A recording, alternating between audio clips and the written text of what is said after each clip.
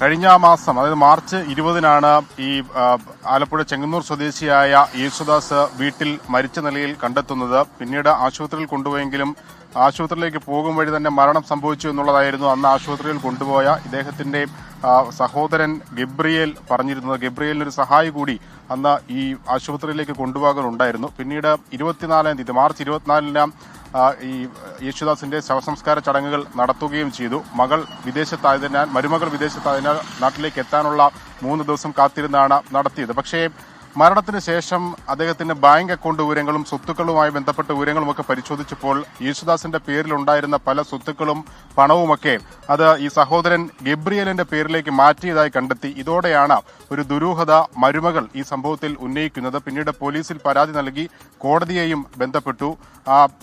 പിന്നീട് നടത്തിയ പരിശോധനയിൽ രേഖകളടക്കം എത്തിച്ച് നടത്തിയ പരിശോധനയിലാണ് ഈ സ്വത്തുക്കൾ വകമാറ്റിയതായി കണ്ടെത്തിയത്. ഈ യേശുദാസിന്റെ മരണത്തിന് പിന്നിൽ ദുരൂഹതയുണ്ടെന്നും അതിന് പിന്നിൽ സഹോദരൻ ഗബ്രിയേലും സഹായിയുമാണ് എന്നുള്ളതാണ് നിലവിൽ മരുമകളുടെ പരാതി. വിദേശത്തായിരുന്ന മരുമകൾ നാട്ടിലേക്ക് എത്തിയിട്ടുണ്ട്.